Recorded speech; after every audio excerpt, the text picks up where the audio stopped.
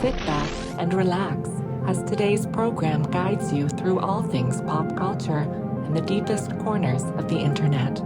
Warning, may cause brain rot.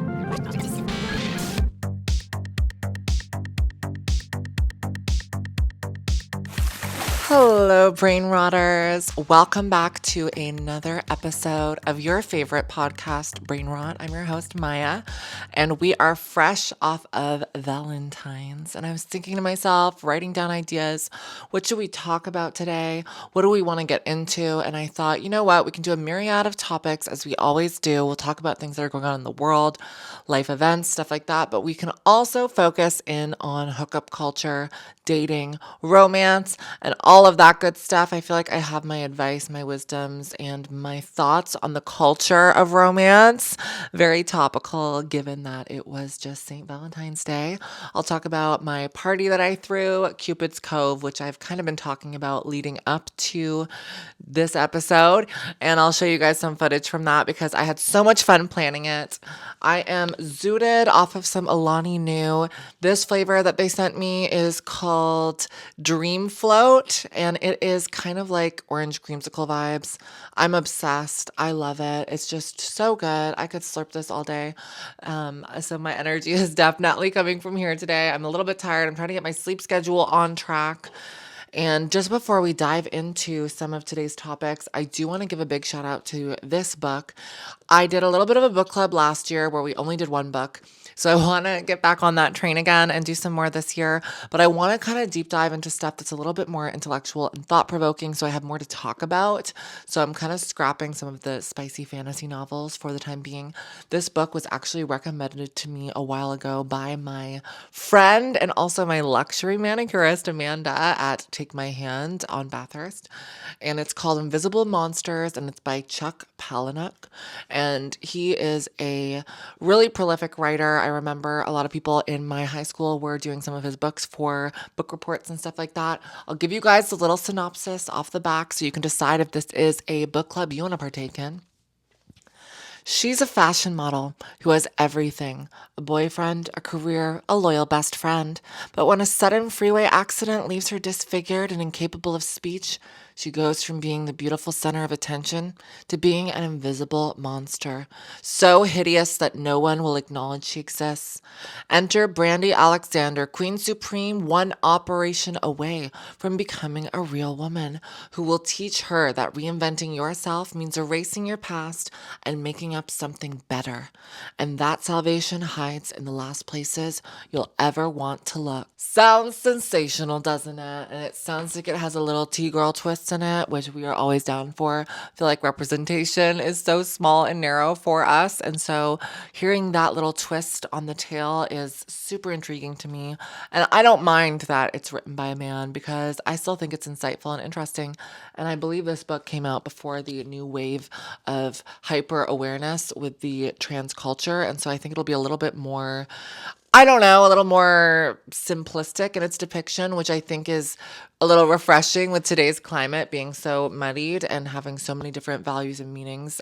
So I'm looking forward to deep diving into it. I've already read a few chapters and we are going to discuss it. So pick up your copy, whether you're using Kindle or Kobo or a library or anything, or just get a fresh spine and crack it open. So just this past weekend, I threw such a cute, cozy party. Now, I was almost going to cancel it because the weather in Toronto has been absolutely atrocious. Snowstorms, several feet of snow just cascading down upon the city and all of southern Ontario and parts of the US as well. And it's even caused accidents or helped contribute to accidents like the Delta Airlines accident that happened at Pearson International Airport recently, where the whole plane flipped upside down on the tarmac and one of the wings just completely shredded off.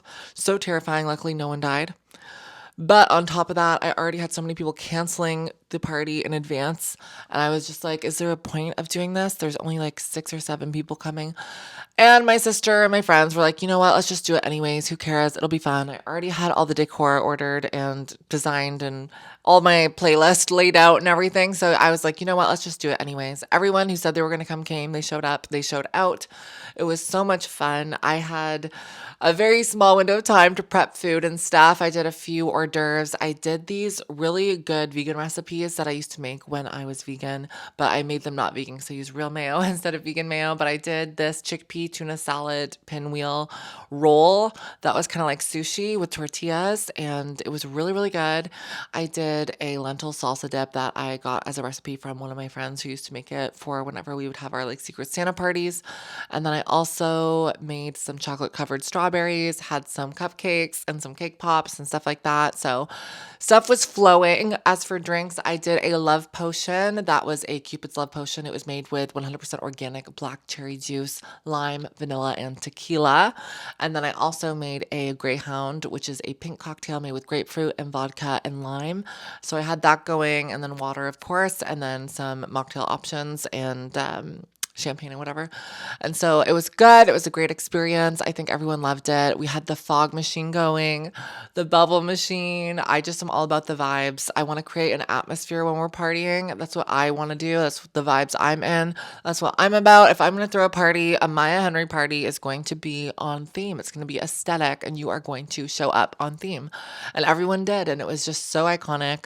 My friend Anna had her digital camera out, and we were taking a bunch of photos that were very Y2K style. And everyone was just in such a good spirit and mood. And I feel like the energy was so good. It was like divine feminine energy. It was giving goddess Aphrodite, seashell bikini vibes. I loved it. And it was just something I needed, to get me through this season. I was feeling a little bit bitter and jaded this Valentine's. I love the aesthetic of it. I love the pink. I love, hearts, butterflies, all the works. But I woke up the morning of Valentine's on Friday, February 14th, cracked open my window, and the first thing I saw was a man carrying a bouquet of flowers. And all day I just saw different men carrying bouquets of flowers. And I had this like enraged feeling welling inside me, just like Luke Skywalker. I was having the rage well.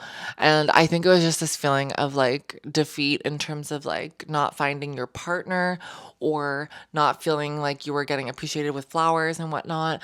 And just having that lack of intimate relationship. I think once you were in a relationship that had a level of intimacy, you always feel like you're kind of missing that on some degree, even though you are definitely feeling holistic in the way that you're living your life. Like I feel very happy and full in my day to day, and I don't want to compromise my energy and my free time and all of that stuff for someone who's not going to meet me where I want to be met. So I'd much rather be where I am now, and I am grateful for that.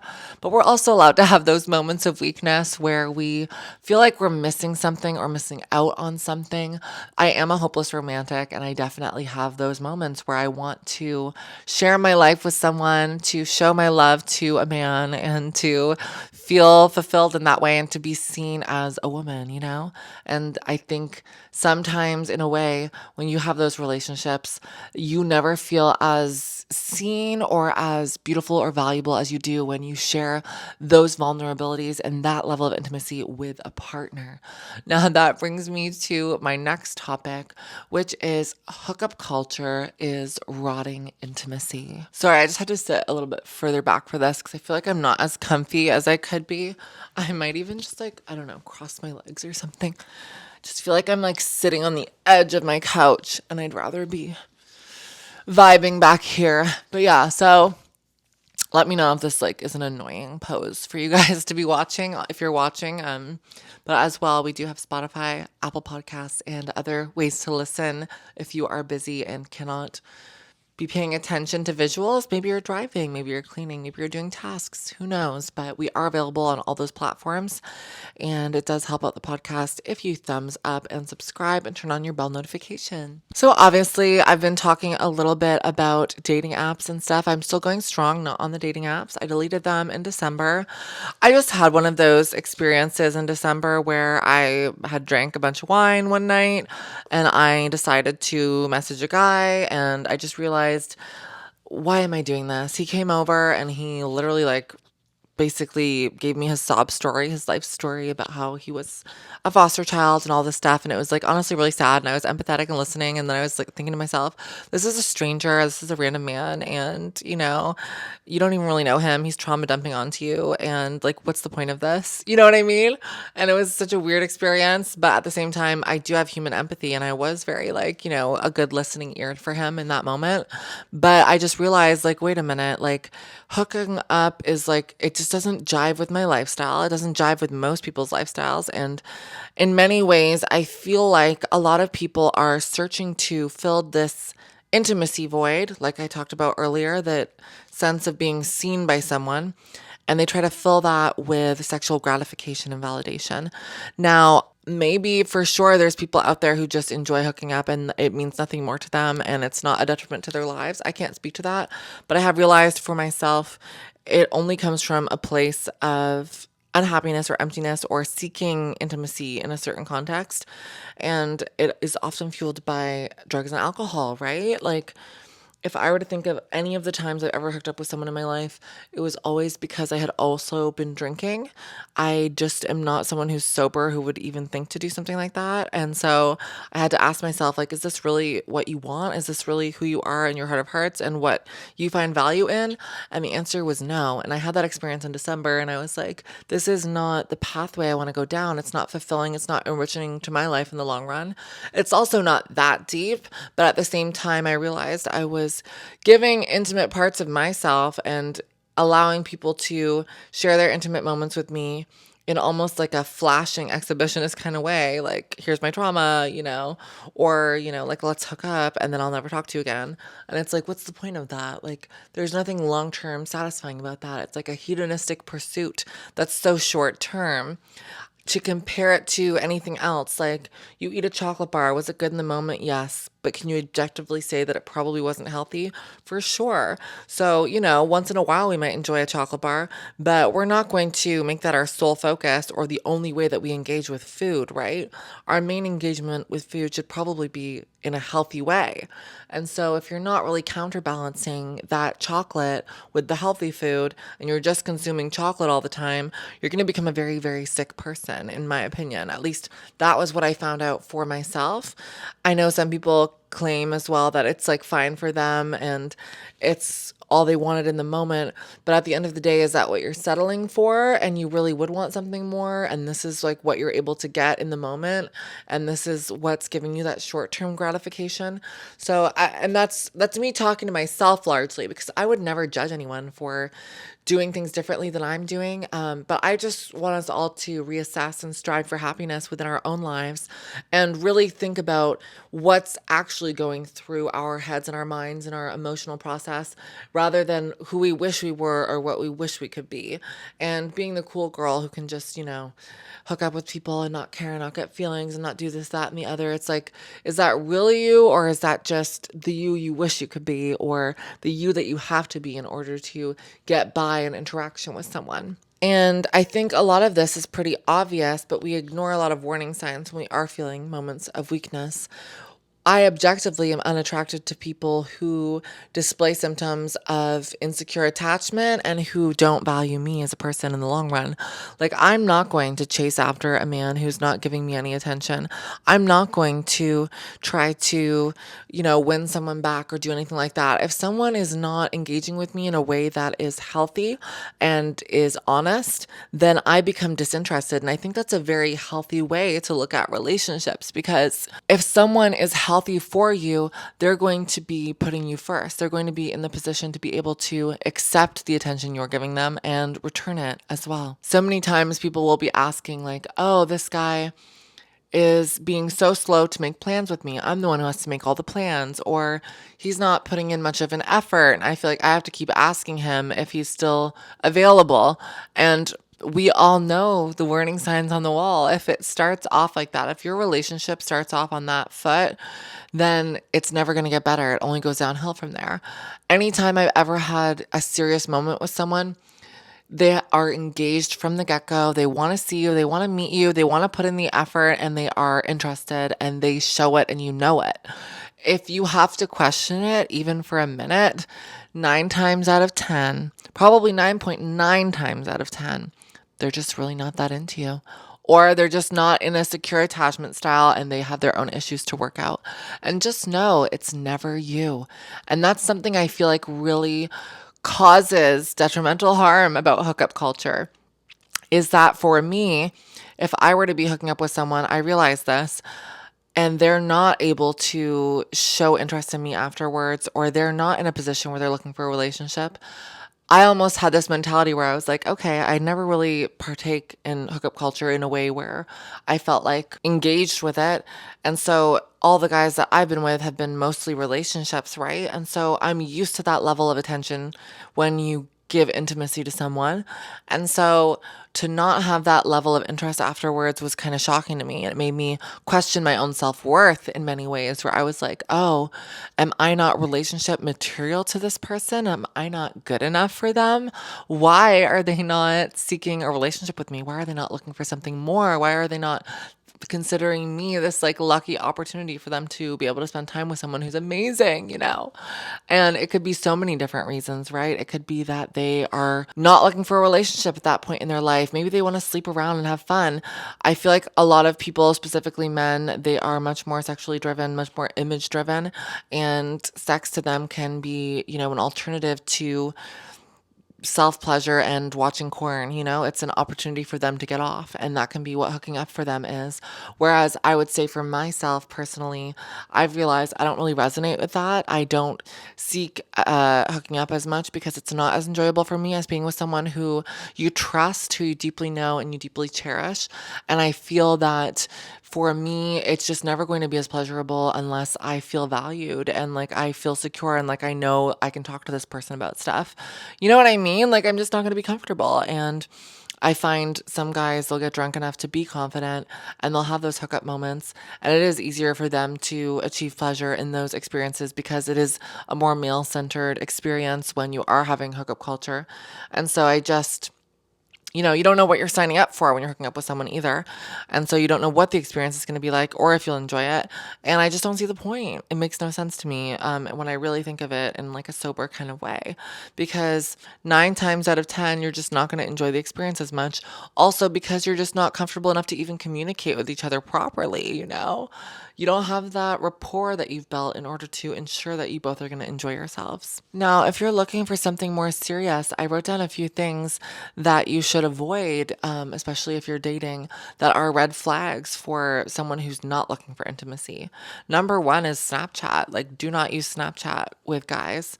If you are looking for something more serious, it's never going to happen if it's through Snapchat. The minute a guy mentions Snapchat to you, all your red flags should be going off because once again, you are not the first person, you can imagine in your head that you're the only girl he's talking to. But as soon as I know a guy is like really playing the field and he's on Snapchat or doing shit or whatever, it's like all bets are off. Like he is not my man. It's not going to go anywhere. This guy is probably ran through and he's probably messaging a million people. He's probably brain rotted out from the dating apps. Like, it's fine to have a few people on the go and you're like playing the field and dating around and like trying to find your person. But the minute you see their snap score and it's like a million and you're like dealing with all of these thoughts of like, oh my goodness, like they must be on Snapchat every single day, Snapchatting multiple girls and engaging in this very, spread out mentality of like, you know, having so many micro transactions with so many different people, it's almost like they're consuming you in a way. They're consuming your intimacy, your body, and just objectifying you in a way where it's like consumption. It's like a different version of porn because they have access to you as a person versus just having access to images on a screen. And I find that so detrimental because it's also like the amount of time that you're spending reaching out to all these women and prioritizing these casual interactions tells me that you don't have anything else going on in your life that's like as meaningful. And so to me, those are like huge red flags. Another red flag is they should not be following a lot of, women partners, like whoever, that represents your demographic. If they are following thousands of people and you scroll through and it's tons of Instagram models and tons of, people that they've probably matched with on dating apps, that is not going to be your person because they are seeking validation and attention. That's what they're doing, right? They are not, seeking connection. They're not valuing that. They are spending too much time looking for attention from men or women or whatever. And those are all really, really toxic signs. Let's unpack that and really think about it. If they are following thousands of people that they've matched with on the apps and they're unable to let go of those people, they're messaging them, they're liking their photos, they're keeping them on the back burner, they're keeping them on rotation, then they are really prioritizing this like player lifestyle. And even if they do settle down with someone, like what are they going to unfollow and delete every other person? Are they going to all of a sudden change their ways? They've had access to a bank of people for so long. It's going to be very difficult to get out of that habit, right? And you can think of it in the same way as like consumption of food. Again, it's like someone who is consuming the most trash food having to completely overhaul their lifestyle and switch to, a whole food vegan diet after years of eating bacon cheese sandwiches and going to McDonald's every single day, every meal, consuming Coca-Cola. And now you're switching to green juices and water and having those, whole food, plant-based options, and you're trying to live that life all of a sudden and do a 180, how easy is that going to be? Or are you going to sneak a Coca-Cola on the side every once in a while? So I'm reminding myself of these things because it's so important to not blame yourself and to think, oh, I wasn't good enough to be the one who changed him or her or whoever. No, honey, like you can't teach an old dog new tricks. It's not going to be you, and you just have to search for that person that already has the values and the lifestyle that you want from a partner. Now, this kind of ties into one of my earlier points, but clear commitment and follow through is so important. And that is also a green flag when you're looking for a relationship that supersedes hookup culture. If someone is communicative, they're answering you right away, means they're interested. I am not that great at texting, but I am fabulous when I'm deeply interested in a partner. Like, I will answer you, I will make time for you, I will make space. And it's the same for a man. He will make that space and that time. And even if he doesn't, and you can come up with a million excuses in your head, oh, he's just not a great texter, oh, he's just not good at this, then he will never be good enough for you because you need someone who's going to validate you. If you ever feel unhappy with the amount of communication you're receiving, whatever platform or medium that is through, whether it's text, calling, or just responding in any way, then you're never going to be happy with that person, regardless of whether or not they are a good texter. And I think that that's just the truth of the matter. We have to really understand why we're feeling upset and stop making excuses for the other party because we're more concerned about having that connection with someone than we are about actually honoring our own boundaries. Another green flag sign of someone who is interested in things beyond hookup culture is an interest in you and your hobbies. They're asking questions about stuff that you do in your spare time. They're taking on some of the topics and interests that you're excited to talk about, They are intrigued by you and they admire you in those ways that extend beyond physical appearance and sexualization. Because I have been on so many dates, you guys, where I try to have a conversation with a guy, and the only thing he can comment on about me, about why he was interested in me, is just how I look. And it's so disheartening because then you realize in the moment, we can't really have a conversation. I don't really know that we have much in common, and you're not an engaging person to talk to. You matched with me because superficially you thought I was attractive, and you actually don't have a lot going on up here if you can't even engage with me beyond that, And I just think that is a red flag, that they are rotted into hookup culture because they're so used to appearances being the only thing needed in order to have intimacy and connection with someone. And that's a red flag. You're never going to feel seen. You're going to feel alone in a relationship if all they value is your attraction.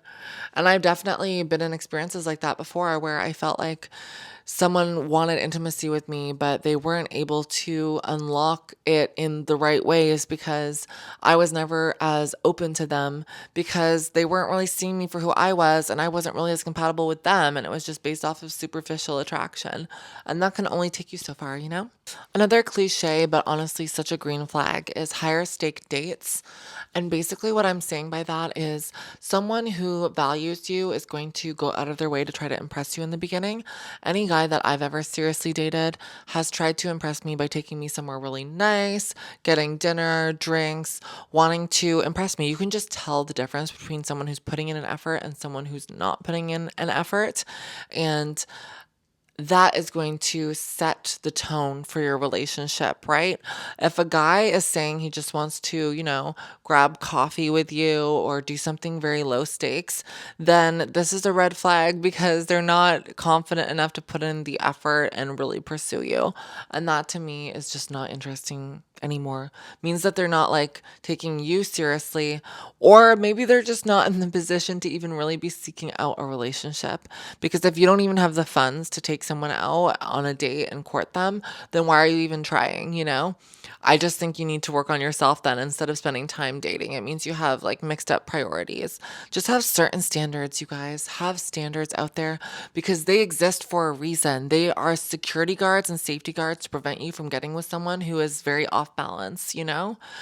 There are people out there that will try to trick you into thinking that they are ready for a relationship or that they can treat you right and treat you well. And the writing is always on the wall. Trust your gut, trust your instincts, and have higher standards. Another taboo and controversial conversation surrounding hookup culture that I think is important to talk about and is especially talked about a bunch recently is body count. And I've seen this talked about even on shows like Love Island, where they have to guess each other's body count and what that means.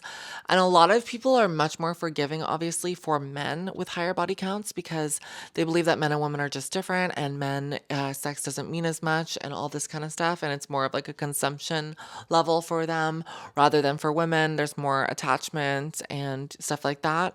And it's such an interesting conversation to have. I ultimately have no judgment on body count. I think the whole thing is stupid. Do I think there is some merit to psychological evaluation of people who have super high body counts? For sure. I definitely think there is some merit because I could see a higher correlation between people with high body counts also having issues with intimacy and self love, only because they're prioritizing that level of casual encounters in their lives again over a deeper connection with people and finding, intimacy with people who greater respect them rather than casual encounters. But that being said, it doesn't always mean the correlation is causation because there are probably people out there for sure that have super high body counts that do love and respect themselves. And for them, it is just consumption. It is just like having a chocolate bar. It is just like watching corn. For them, it could be like that. And that to me is probably the only way you could consume, that level of intimacy with people, have that high body count, and not have it be a sign of your own unhappiness, in my honest opinion, because I just see a lot of hookup culture. Let's be honest, it's in direct correlation with drugs and alcohol a lot of the time. People's body counts largely track to a lack of sobriety because they're able to release their inhibitions, reduce their standards, and act out of character. And so you can really take a deep look at that and recognize that there is a profound emptiness and a void that's looking to be filled with body count. And it's a sign that you are really prioritizing hedonism and pleasure over your own mental well being and also validation from others, because I think that's also a large part of it. Like, oh, do you think I could score a night with this person? Do you think this really attractive person wants to sleep with me? And it's almost like letting yourself know you're worthy and your value through that validation. And obviously don't think it's like a positive thing. And through my experience, I think, especially after getting out of a 6-year relationship, I realized, and I had this like profound realization that I could potentially hook up with people that I thought were not necessarily out of my league, but just like more unobtainable. And they really weren't, at least not in a sexual way, but in a deeper, intimate connection kind of way. They were quite unobtainable. And I realized it's because they were more tapped into the hedonistic pleasures of casual encounters. And I was not going to be that girl to change that person. And if I really was searching for something deeper, it wasn't going to be from those guys. And I realized the frequency and the accessibility of casual encounters is so vast for someone like me. Living in a big city, having access to dating apps, having a public platform, following conventions of standard attractiveness like trends and styles, doing your hair and makeup a certain way, going out, being social. All these things made me realize, like, yeah, I could have casual encounters with such a wide pool of people.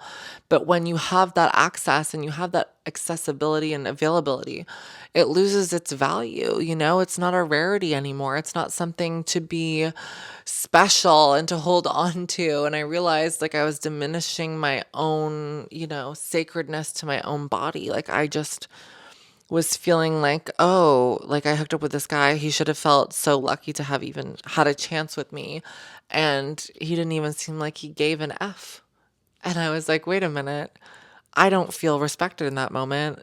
And I think I'm such a treasure of a person and they should be so lucky.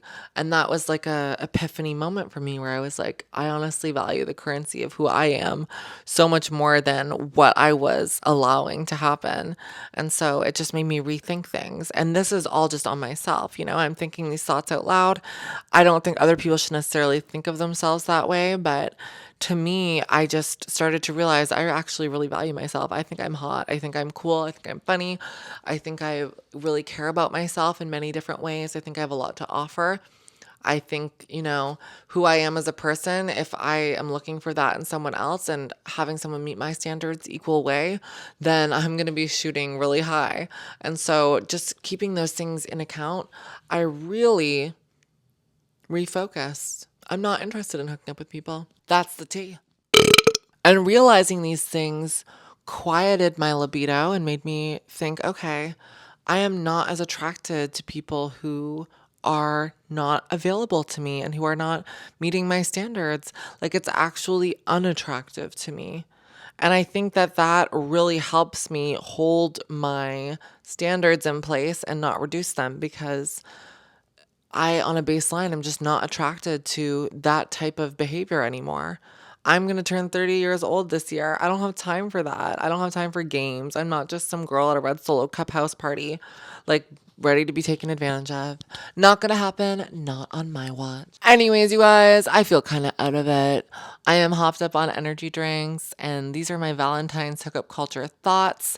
Let me know what you guys thought down below and what your experiences are with hookup culture.